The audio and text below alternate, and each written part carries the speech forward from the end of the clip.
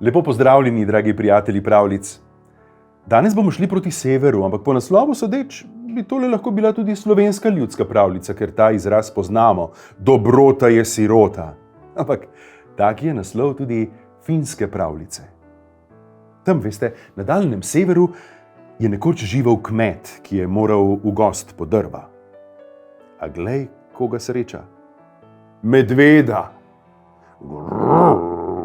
Je zarohnil medved. Lačen sem. Daj mi svojega konja. Sicer požrem tebe. Bog se me usmili, je zastokal mož. Doma je mraz, drva moram prinesti. Dovoli, da odpeljem domov ta voz, jutri pa ti priženem konja. Naj ti bo, je popustil medved. Jutri pa pridi kar zarana.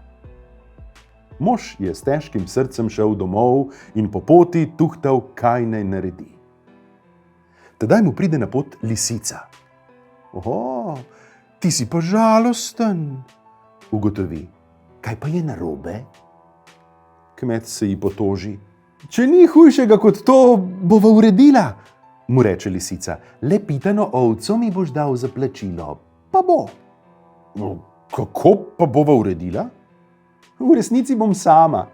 Ko boš jutri medvedu pripeljal konja, bom jaz z vrha hriba zavpila, ti pa reci, da je to najboljši lovec pod soncem. Nato pritečem sem bliže. Naprej si boš pa že sam pomagal. Naslednji dan mož res pride zarana s konjem. Tedaj se s hriba zasliši vpitje. Kaj pa je to? Vpraša medved. To je gotovo lovec, ki je menda najboljši pod soncem. Nič mu ne uide. Sem prihaja, reče mož. Tedaj se sliši iz grmovja. Si kje videl kakšnega medveda? Reci, da ne, se prestraši medved. Ne, nobenega medveda nisem videl, reče kmet. Kaj pa je tisto, kar stoji pri tvojem konju? Se sliši iz gozda. To je star bukov štor, reče mož. Ravno tak štor rabim, da si bom zakuril ogenj in potem našel medveda. Ne uide mi, vzklikne glas iz gozda. Pridem ven, da ga razsekam. Delaj se, kot da me sekaš na pol, zastoka medved.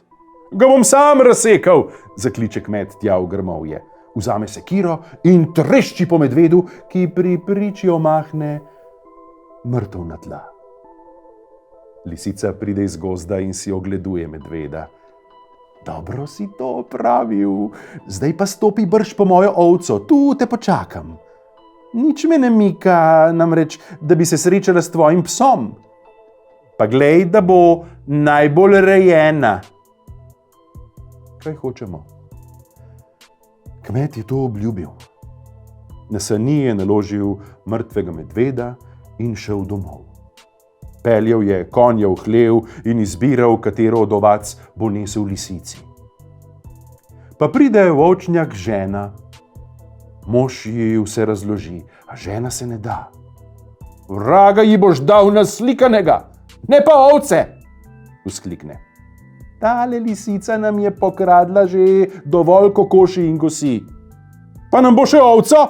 Takole boš storil. Našega psa boš dal v vrečo, pa bo opravil svoje.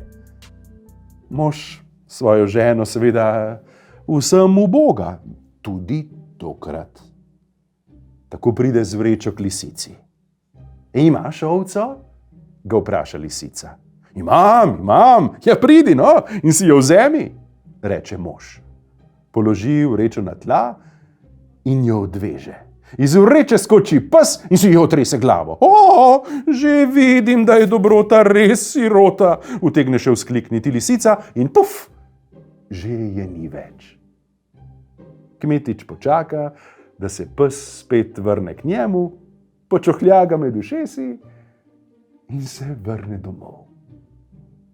Tako finska ljudska pravljica o dobroti, ki je sirota. Tudi o medvedu, za katerega se moram mojim prijateljem prav lepo opravičiti. Saj je bila le pravljica.